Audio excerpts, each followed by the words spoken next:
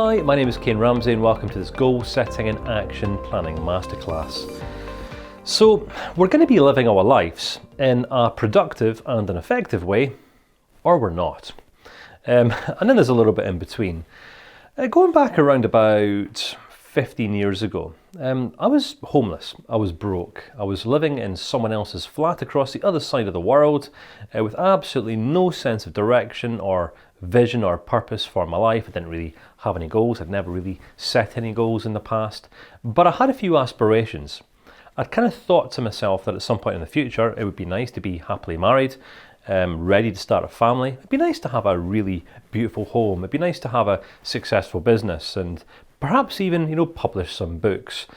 But back then, these were just ideas that seemed so far away. Some people propose that, setting goals in life is as simple as just kind of setting a goal, making a plan, then we get to work and then we stick to it and we're just going to really motivate ourselves through the way and then we reach the goal and then we're really happy. Some people set goals in life just to be happy. And what I want to propose at this stage, just before we even get started, is that unless the goals that we set ourselves are compelling enough that we're actually going to get ourselves out of bed to drive them, make them happen in the morning time, then our goals are just hot air. All right, there's no substance to them whatsoever. A common problem that many people have is that they set goals for their lives, for their futures and their relationships that they're not even inspired by, which is absolutely crazy if you think about it. So throughout this training course, what I want to give you is a very practical framework and a basis for actually deciding upon what it is that you genuinely want in your life. Because once you're clear on what you actually want and you're not focused on what you don't want anymore, well, this is what gives us a basis for setting wise and sensible, compelling goals. So I have structured this course in a certain way that I'm hoping is just going to really make sense for you. I'm not here to inspire you, I'm not here to impress you, right? I'm here just to offer you a very practical framework, right? I'm here to present the ideas, you are here to ultimately get out there and execute them. So I've broken the course down into 5 different stages.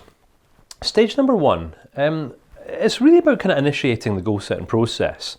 We've got to understand the part that our own thinking and our mindset plays in determining what goals we set for our lives. As I mentioned, some people set hugely inspiring goals and go on to achieve some phenomenally great things. Other people set really low-level goals and end up spending their whole lives going round and round in circles, wondering why they are completely unfulfilled. Incidentally, as a sideline note, when I had this goal all these years ago of establishing and setting up a successful business, it's not like I was really particularly clear on what this business was going to be or what the roadmap was going to be that was going to get me from there to here where I'm at today. But not to impress you, but just to impress upon you that hard work and consistency and commitment are key to accomplishing anything in life. I went from nothing, being broke, living in someone else's flat, stranded on the other side of the world facing homelessness, to pioneering and building from scratch without anyone else's financial support, 2 7-figure businesses, and I've built a very healthy marriage in the process. So, initiating the goal setting process just gives us a starting point. We want to then lay some foundations for effective goal setting. So we've got to understand the difference between positively framed goals, negatively framed goals, which is essentially just the goals that actually inspire us, and those that we actually just want to get out of the way, or some that we actually don't even want to make happen at all. It's one thing having goals in life, but we've got to learn to also count the cost, because some people end up doing significantly well in one area of life and then end up compromising their growth or progress in other areas of life. For example, the highly successful businessman or businesswoman who's built multiple businesses and has much money coming in, but has compromised the relationship with their spouse or partner or husband or wife at home, and becomes estranged to their kids. So what I'm saying here is life is all about balance. Goal setting must always be about balance. You can't focus on one area of life for a prolonged period of time and expect it not to come at the cost of other areas. So balance, my friend, is key. So we're going to come on to establishing your greatest life vision, and this kind of centers around one core idea. This is, we've got to start with the end in mind. It's it's all nice and ideal, kind of setting some goals for what we want to achieve in our life today and kind of how we want to feel tomorrow. But if what we're doing today is not enabling us to get closer to where we want to ultimately be in perhaps 20 years or 30 years or 40 years time, then what's the point? I mean, I always encourage anyone I've ever spoken to think about, how they envision their retirement years.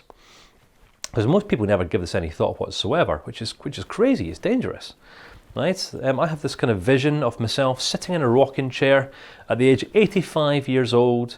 I've got my grandkids on my knee, my children here, and then my wife's over there, and my grandkids want to be around me. I'm friends with my kids, and my wife still wants to be around me because I'm still a relatively interesting guy. I've not become completely dithery and irrelevant. But I've got no debts. My house is paid off, living in a beautiful house in the country, built my successful businesses, and I've helped other people to get out there and do the same sort of things with their life as well. So it's a very, very loose vision, all right? But this gives me a sense of direction for my life in general. So when it comes to setting goals today, what I get to do is evaluate the substance in a goal. Say, okay, so this goal that I might pursue today or tomorrow, is that going to get me closer to where I want to be at some point in the future, or is it just going to, take me further away from? Because not all goals are going to be useful goals, right? And we will unpack this idea in a few videos' time if you come with me, if you choose to stay with me on this journey. So it goes without saying, we've got to define what we really want. If you think about it, our default setting as human beings is focusing on and complaining about all the things that we don't want. Isn't that right? Why do people get themselves so sad and depressed and uptight and stressed out these days? Because they focus on all these things in their life that they do not want. Right? Do you know that we're only ever one shift in perspective away from completely transforming everything about our lives? I'm not saying that as some sort of motivational, inspirational quote. I'm saying that's an absolute fact. All right, when we can learn to redirect our focus away from problem areas in our lives, i.e. things that we don't want, and instead transfix our focus on things that we do want instead, we become automatically inspired to grow and develop.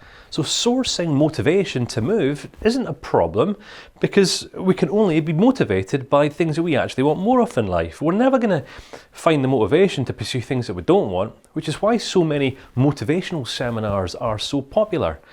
People trying to find the motivation to pursue goals that they're not even remotely inspired by. There you go, the cat's out the bag. Right, so we've got to define what we want, and I'll give you a very practical basis for doing this. And then we come on to, again, even more practicalities, goal setting and action planning. I want to help you to understand the importance of breaking down your life into areas. All right, for example, your finances. For example, your relationships, your career, your ongoing education, might be your kind of personal growth or your own emotional well-being.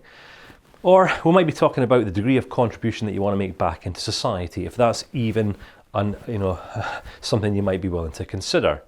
It's not like our life is just one basket, right? We have multiple areas. Hence the reason I've already suggested the importance of us working towards bringing our life into balance. We can only bring our life into balance once we've broken our life down into all the different key important areas that we need to set independent goals around. All right, which means that, granted, at any one given moment in time, you can only focus on doing one thing at any one given moment in time. Of course, that's true. But over time, over weeks and months, as you just commit to doing independent one things well at any one given moment in time, you can see that your whole life is moving forward. You're not just rapidly accelerating in one area, perhaps leaving all the rest of your areas behind. So that's sections 3 and 4. And the last stage, I want to just talk about adaptability. Right? And also learning from mistakes, because there is absolutely one thing guaranteed, and this is that you will make mistakes, you will have setbacks, challenges, hurdles, obstacles will come your way, and when they inevitably do, the question is how you're going to respond. So I want to give you a basis to make some wise and well-informed decisions about how it is that you might be willing to tackle and overcome hurdles, obstacles, challenges in the future as you commit to this goal-setting process. So the last idea I want to share with you before we officially get started is this, that a teacher cannot make you learn anything. I cannot make you learn anything in this training course. I cannot inspire you, I cannot motivate you, I cannot make you do a thing. I can't even make you take me seriously. For a teacher's words to enlighten you, you must welcome them, you must reflect on them, find a place in your mind to organise them so that over time you will grow to understand them. Unless you put the principles that I share with you into practice, you're going to wind up leaving this course no better off than what you were when you first came onto it. All right? Fact. Teaching's my responsibility, my friend, but learning is yours. So without further ado, if you're ready to embark upon this journey with me, I shall look forward to seeing you in the next clip where we'll officially get this show on the road.